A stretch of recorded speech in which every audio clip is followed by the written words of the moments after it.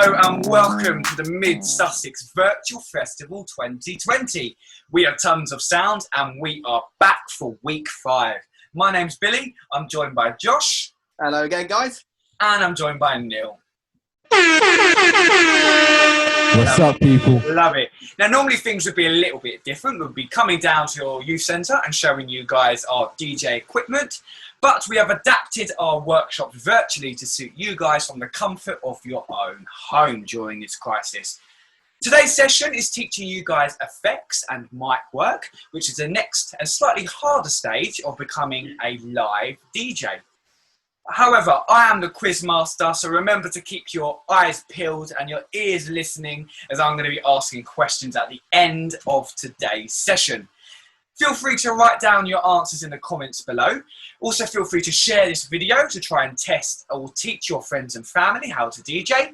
And you can also get in touch with us on social media. Just search for Tons of Sound, that's T-O-N-S, and we're on Instagram, Facebook, and Twitter. So let's get started then. To start off today, I'm going to hand over to Josh, who's going to teach a little bit about emotions and mic work. Well, guys, welcome back. Hope you're all doing all right. So, we have a little subsection at the beginning of each workshop. So last week I covered off genres of music, and the week before we covered off a different topic. But this week, what we're going to do is sort of the psychology and the emotions behind music. Because we got asked a brilliant question recently, all three of us. We were doing a live workshop and somebody asked us, why does some music make me feel sad? And that's a very, very good question. Music can make you feel sad, happy, upbeat, awful. You know, it's got all different kinds of emotions. And that can be down to, first of all, the artist. It could have been intended that way, or it could be an emotional attachment to the song. Now, some people have songs that bring back good memories. So for me, Wild Ones by Flo Rida brings back memories of my good teenage years, you know, spending good nights out, you know, all that sort of stuff. But there's also some other songs that you will connect with. So songs that you will love from your childhood that you've got good memories associated with. And even on the more horrible side, there are songs that are associated with, you know, terrible moments, perhaps in your life or other people's lives. And you associate that music instantly with the emotion that you think of. So that's the sort of psychology in your personal mind. However, music artists can intend a song to make you feel happy or sad as well. So in the theory of music, these are called major chords and minor chords. Now, minor chords are very sad in the theory of music. When you play a minor chord on a piano, it sounds very, very sad, and it sounds gloomy and dull and dark. But artists use that to stir emotions inside you. So Neil is going to play a song, and you'll probably recognise this song. It's from Evanescence, and this is what we call a minor chord.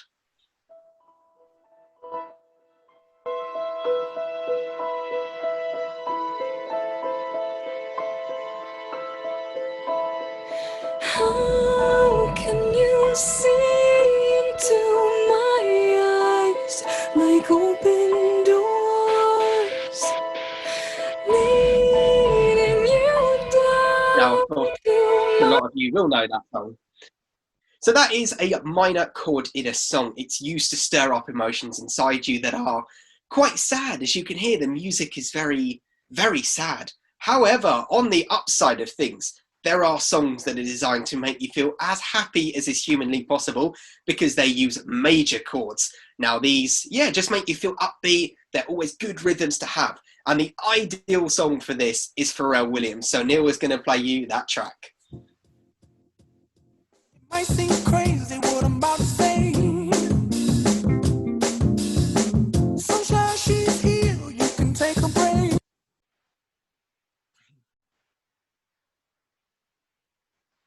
So that, of course, is Pharrell Williams' major chord. So there's just a brief explanation as to perhaps the psychology behind music, why songs make you feel a certain way, why you get goosebumps listening to some songs. It's due to memories of childhood and past, and also this artist's intentions. So we're going to pass over to Neil now, who is going to go through with you the effects that we use as DJs. Hello, everyone.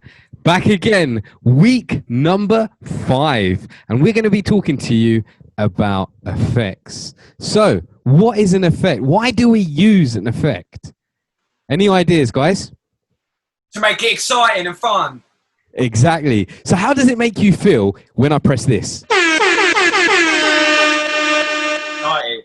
Loved it. Arms up in the air, energetic, everyone's buzzing. So that's the whole point of effects. We use effects to, once again, have an effect on your emotion, just like what Josh was talking to you about. So it makes you buzz depending. Not all of them, some of them. So let's start off with our lovely sample pad. So, sample pad, as you heard, this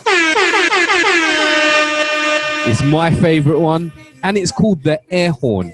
Just as a massive hint, so our quizmaster's got some questions for you a little bit later. That is called the air horn. Don't forget that. All right. Second one. I thought someone smashed my window. All right. So we got a smash. Due to some violent content, parental discretion is advised. So you can communicate with your audience. So Due to some violent content, parental discretion is advised. to notify your audience. In the mix. What else we got? In the mix. So this is to notify your audience that In the mix. you are in the mix. And what is a mix, guys? We spoke about this 2 weeks ago. We spoke about this. In the mix. In the mix. This is when you blend two songs together and you are in the mix. Once you are in the mix, In the mix. you can play the in the mix. Number 5. Okay, party people in the house. Let your people know. Get them excited again. Okay, party people in the Get their house. attention. Get them over. Strike a pose. Ready for a photo. People might want to be taking photos to build an atmosphere. You can use effects for multiple different reasons. Damn, son, where'd you find this? Just absolute nonsense. You can play nonsense. And then, 10, 9, 8. I don't know whether to run, guys. 5, 4, 3, 2, 1, 0. Excellent. So you can have a countdown. Use it for multiple different things, such as if you want people to do something, if you're about to cut a cake, you can just do a big countdown. Everyone can get involved. They can count with you, and then they cut the cake. So that's the effects and the sample pad right there. Let's move on. We've got hot cues. Turn the volume slightly up. So with hot cues, you capture a part of the song and you can keep playing that one part. So for example, let's capture a part. Bring me down, the love is too high. Bring me down, can't nothing bring me down. I said, clap along if you feel like a room without a roof. So you can see all the different colors building as I press the buttons. Happiness is the truth. Now, I've set a couple of hot cues. Now if I press a button,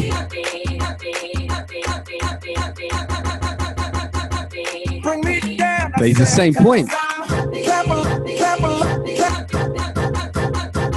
Two different types of happy.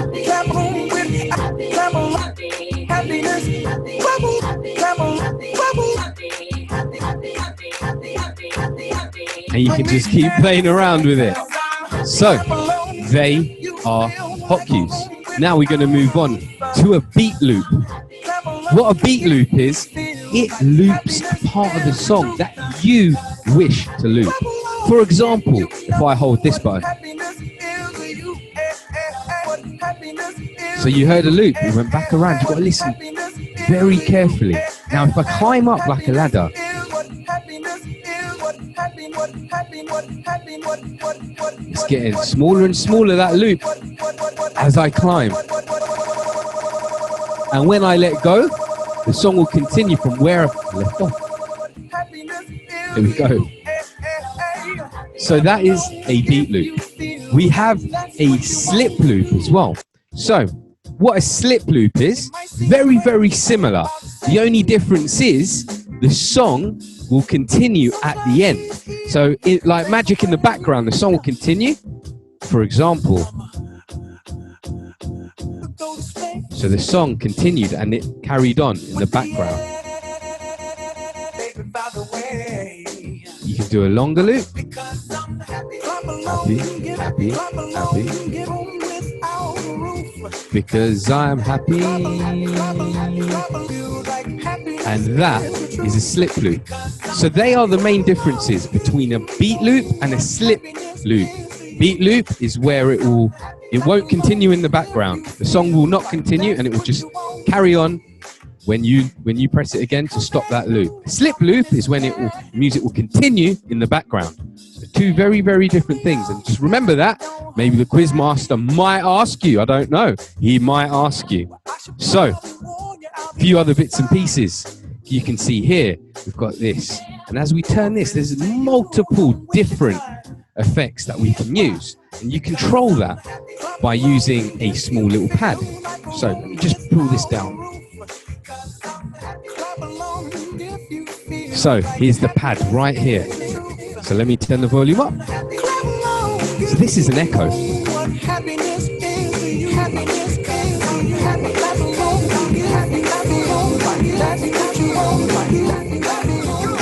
Make sure you're listening carefully. I'm going to do a 3, 4, 4. And you can make the echo even smaller. Just depends on what different type of effect you want. You've got a reverb.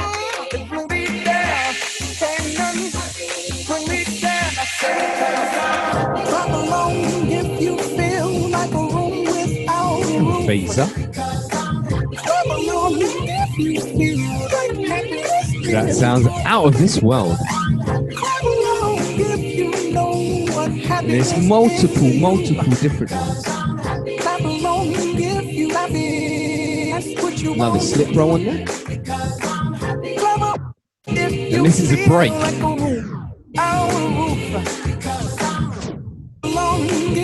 Make it a bit longer. And that's the longest. And that's the shortest.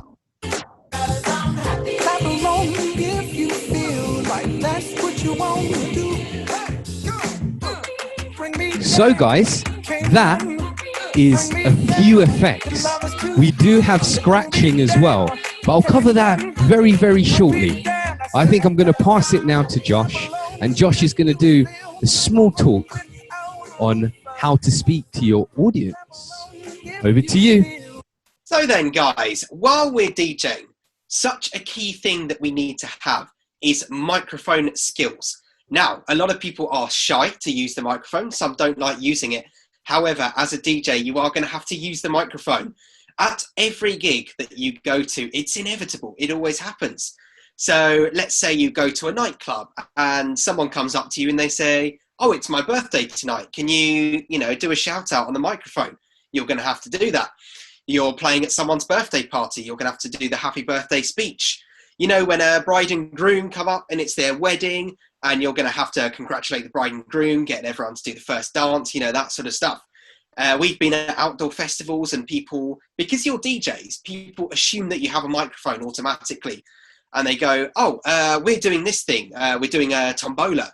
Can you please announce that there's a tombola going on another stall down there? So you're always going to have to use it. Now, having a microphone in front of your face for some people is nerve-wracking. They really don't like it. And they go all really shy and they don't want to speak into the microphone. But it's really important as a DJ that you project your voice across the whole place so that everyone can hear you, and you've got to be clear and concise. So if you're speaking really fast and no one knows what you're saying, but you have to slow it down to a good enough pace about this, just so that people understand exactly where you're going.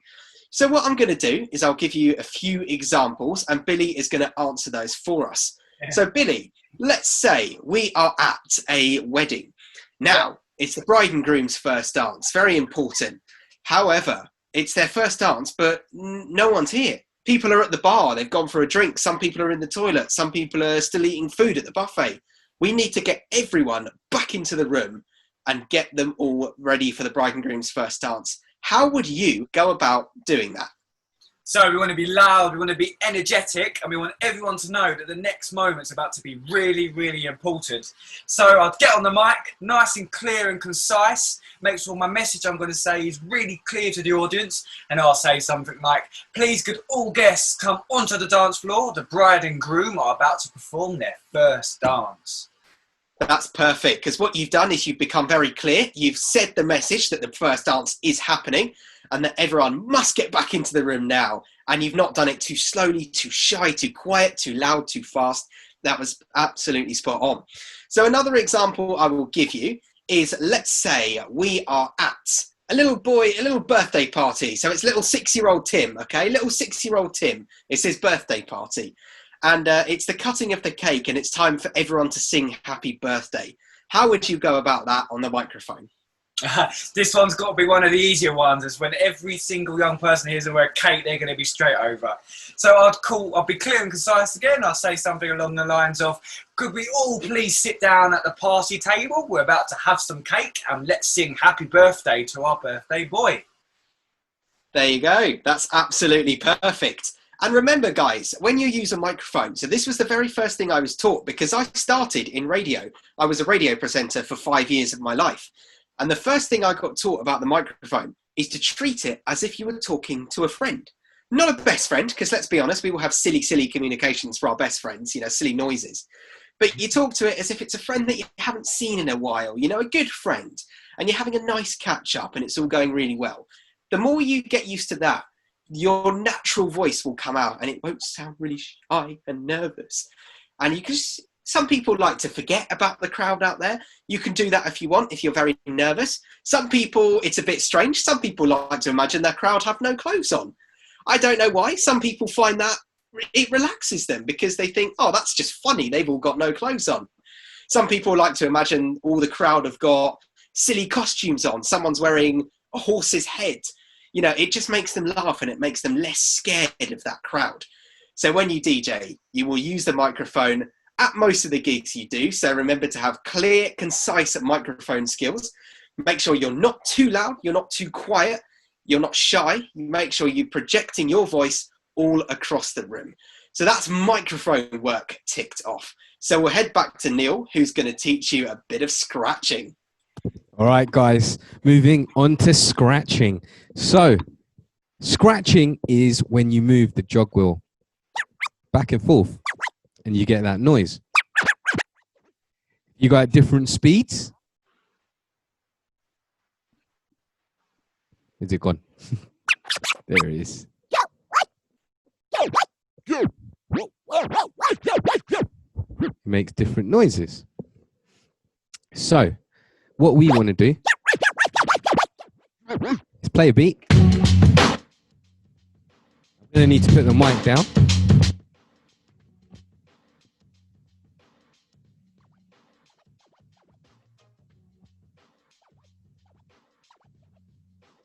So I've got a beat playing. And as I move this over, forward, you get a noise. As you move it back, it makes another noise. Listen.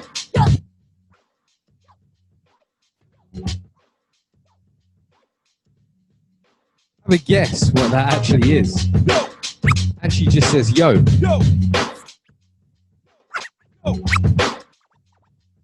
So, as the song plays, you can count the word and use that within your scratching.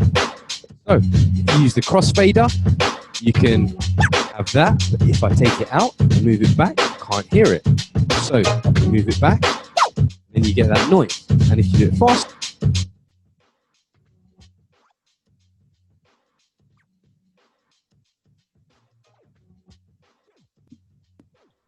Seems to sound better when you got the microphone on there, Neil. Can almost hear nothing there.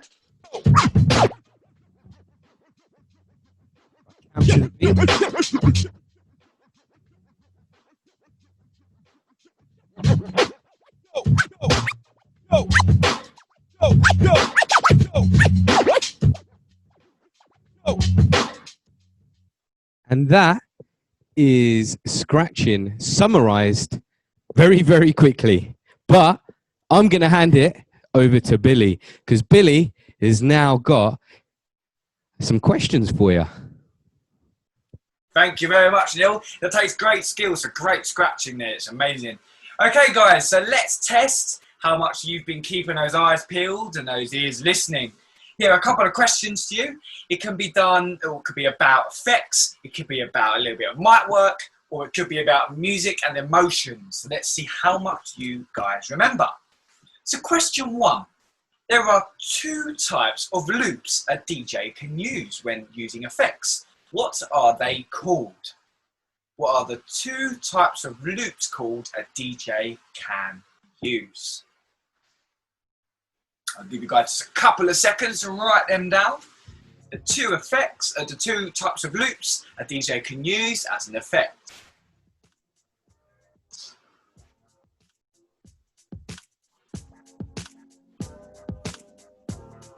Bit of background music there as well.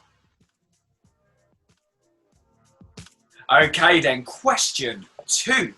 What is it called when a DJ moves the jog wheel back and forth?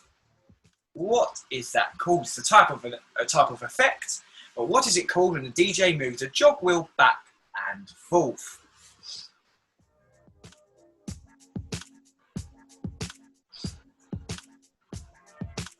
Okay then, question 3. Neil, I'm going to need you to press an effect for me in a second. What is the name of this noise? Okay, we'll play that for you one more time. This effect has its own special name, but what is it? Write down in the comments below.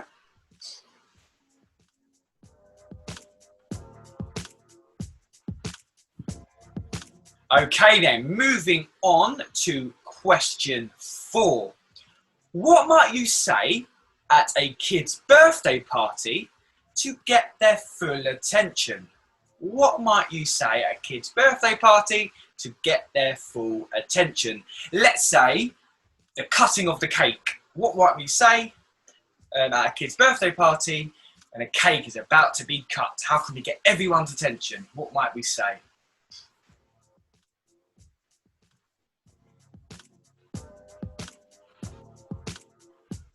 Okay then, moving on to the last question of today's quiz, question 5 of 5.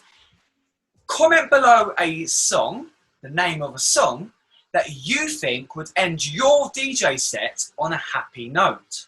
So what might you end your DJ set with to make sure your audience go away feeling as happy as possible? What song do you think will make everyone feel as happy as possible? Comment below a name of a song.